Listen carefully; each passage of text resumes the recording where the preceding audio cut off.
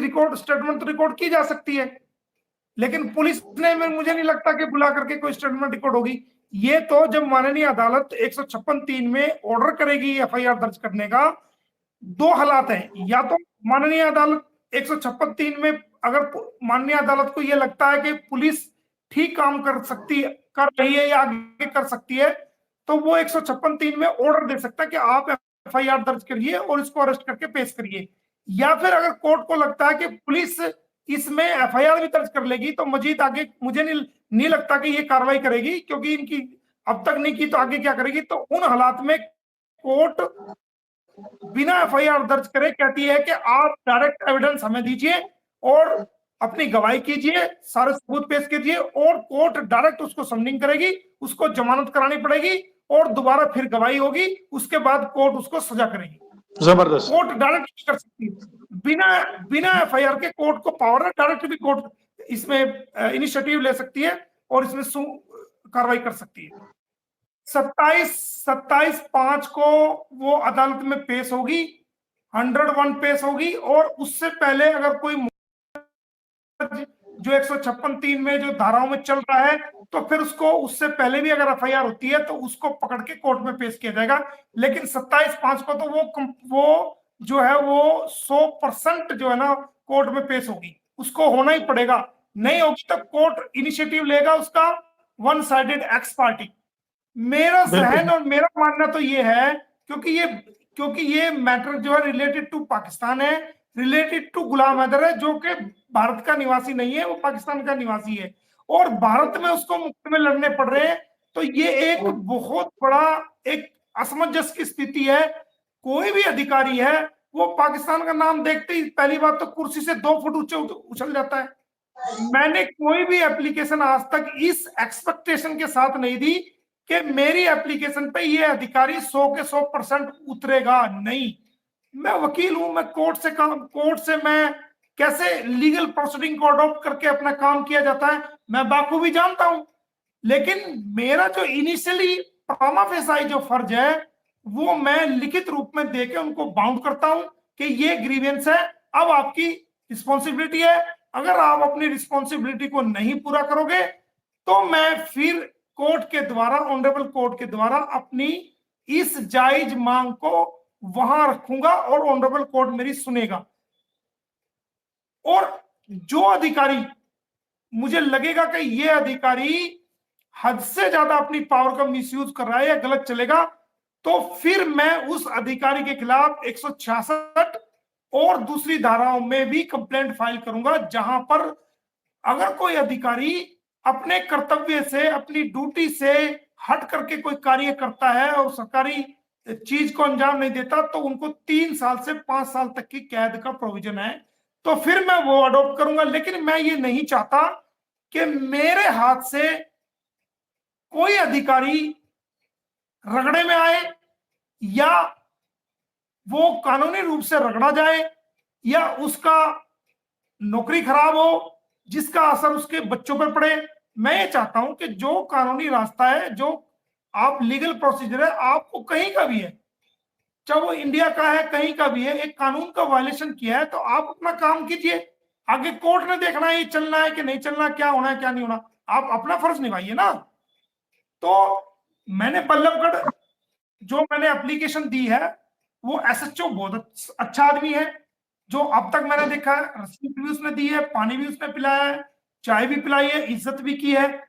लेकिन उसके ऊपर जो अधिकारी बैठे हैं, वो मुझे ये लगता है कि उनकी नॉलेज के बगैर या उनकी इजाजत के बगैर इतने बड़े मैटर को खुद डील ना कर पाए बगैर उनकी इजाजत के। मैं उसकी कंडीशन को समझ रहा था, लेकिन मेरे लिए वो अधिकारी भी हैं, तो मैं उनसे भी जाके मिलूंगा और मिला भी हूं और दोबारा फिर मिलूंगा, और उनको पोलाइटली तरीके से लीगल ग्रीवेंस को समझाऊंगा कि ये मैटर है। एसएचओ तो कन्विंस हो चुका है, तो मैंने समझा है, लेकिन उन अधिकारियों को भी बताऊंगा कि ये ग्रीवेंस है और इसमें ये लैप्स हुआ, ये बनता है। अगर वो मान जाएंगे ठीक है, नहीं मान जाएंगे तो न्यायालय द्वारा मैं अपना कार्य तो करूंगा, वो तो होगा। तो देखिए, बहुत जल्दी मैं उसे भी सीमा से बात कराऊंगा कोर्ट के जरिए से। क्योंकि सीमा की अरेस्ट की इंफॉर्मेशन उसके पति को नहीं दी गई, तो सीमा की अरेस्ट की इंफॉर्मेशन शिनाख्त परेड कराऊंगा मैं कोर्ट से सेक्शन 9 में। और सेक्शन मैंने आपको बताया था 54A में शायद बताया था कि सेक्शन 9 इंडियन एविडेंस एक्ट 1872 के तहत तो मैं शिनाख्त परेड कराऊंगा कोर्ट में, तो उसकी कोर्ट द्वारा वीडियोग्राफी से उसकी बात कराऊंगा सीमा से, और बच्चों की कराऊंगा उसके फादर से, बच्चों की उसके फादर बिल्कुल से कराऊंगा।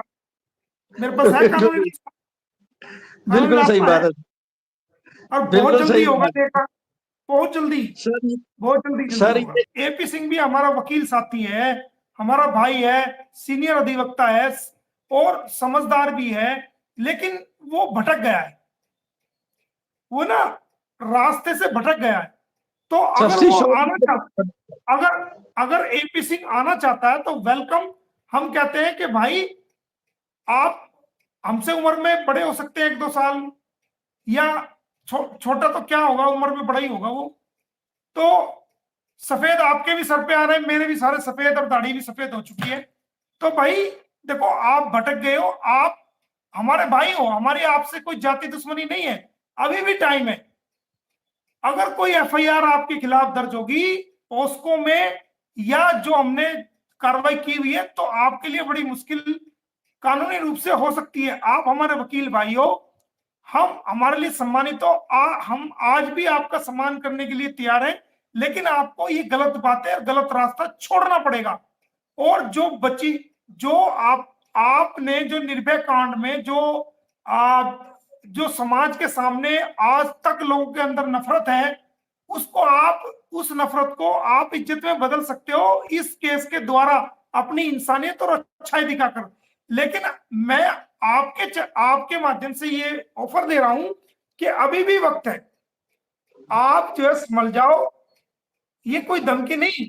एक एक एक वकील साथी की, एक अपने ही वकील साथी से एक पोलाइटली हम्बल रिक्वेस्ट है कि आप जो है अभी भी ये इधर उधर की बातें छोड़ दो, और आप सही रास्ते पे आ जाओ एक वकील की तरह, ताकि समाज के अंदर आपकी इज्जत बच सके, और जो इज्जत खराब हुई है उसको दोबारा सम्मान आपका लौटा जा सके, और गुलाम हैदर के बच्चे गुलाम को मिल जाए, सीमा अदर जेल में जाए या सचिन पास रहे, वो हमारा कोई नहीं है। कानूनी कार्रवाई हम कर रहे हैं, और हम बच्चों के लिए ही कर रहे हैं।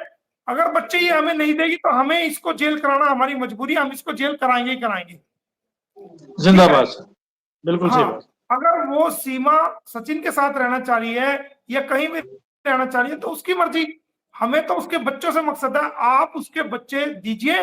अगर आप बच्चे नहीं देते तो जो जो आपने कानून को तोड़ा है, जो वायलेशन किया है, उसके तहत हम आपको देखो जेल तो कराएंगे कराएंगे। तो अभी भी वक्त है, देखो कोर्ट भी अगर मियां बीवी की लड़ाई होती है तो वो भी कंसाइलेशन सेंटर भेज करके वो भी सुलह कराने की कोशिश करती है। तो ये कोशिश आप भी करो, हम भी करते हैं, आपको भी यहीं रहना है, हमें भी यहीं रहना है। ये दोनों पाकिस्तानी है, ये दोनों मियां बीवी है, कब मियां बीवी में लड़ाई हो जाए, कब एक हो जाए। तो जब मियां बीवी राजी तो क्या करेगा काजी, अगर ये दोनों एक हो गए तो आप क्या करोगे और क्या हम करेंगे। तो बिल्कुल सही अभी बात। भी रास्ता है, आप संभल सकते हो, आपके पास मेरा नंबर है, मुझे कॉल कर सकते हो, और आप मुझे पहले से जानते हो। और ऐसा नहीं है कि आप मुझे जानते नहीं हो, आप मुझे काफी पहले से जानते हो, कभी कई बार आप मिले भी हो मुझे कोर्ट में। तो हाय हेलो शेक हैंड आपका मेरा काफी हुआ है, ऐसी बात नहीं है। और आप मेरे बारे में जानते हो कि मोमिन मलिक कौन सा वकील है, वो भी आपको पता है अच्छी तरीके से। तो हम तो एक भाई वकील साथी, हम तो कहते हैं अभी भी वक्त है। बिल्कुल सही बात है। हमें आपने सर हमें भी हमें भी अच्छा नहीं लग रहा कि हम एक वकील के खिलाफ एक कार्रवाई कर रहे हैं, हमें भी कोई जाति दुश्मनी नहीं, लेकिन चूंकि आपकी हरकतें ऐसी हैं, हमें मजबूरन ऐसा करना पड़ रहा है। वो बचपन में ना हम जब भैंसे वैसे पालते थे तो मेरा शौक था कि खरगोश होते हैं ना, खरगोश, जी जी सफेद खरगोश होते हैं, तो उनका हमने एक वो बना देते हैं लकड़ी का, मतलब एक बॉक्स। जी और कई बार जमीन खोद के उसके अंदर भी वो बना लेते हैं, तो ऊपर उसको लकड़ी का बॉक्स रख देते हैं, वो जमीन में नीचे चले जाते हैं।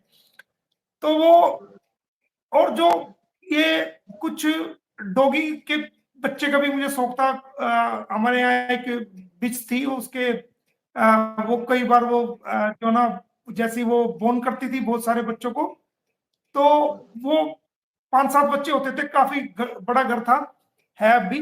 तो वो मैं उनको खिलाता था, पिलाता, लेकिन जब वो बाहर निकलते थे ना गेट से, मुझे गुस्सा आता था, तो मैं उनको हल्का हल्का हल्की सी डंडी से पीटता था कि ताकि इनकी आदत खराब ना हो, बाहर ना चले जाए।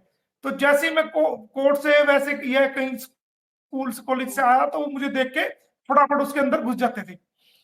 तो वो आपकी बात से मुझे याद आ गया कि वो जो बॉक्स जो दड़बा बनाया होता है ना, तो ये वो जो खरगोश के बच्चे जैसे फटाफट अंदर घुस रहे हैं ना, पकड़ पकड़ के, कोई रह गया तो हम पकड़ के उसको अंदर घुसा देते थे।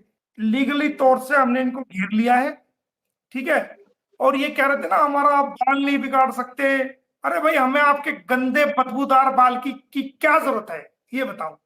हमें कहा था आप हमारा बाल नहीं उखाड़ सकते। यार, हमारा काम बाल उखाड़ने का कोई है?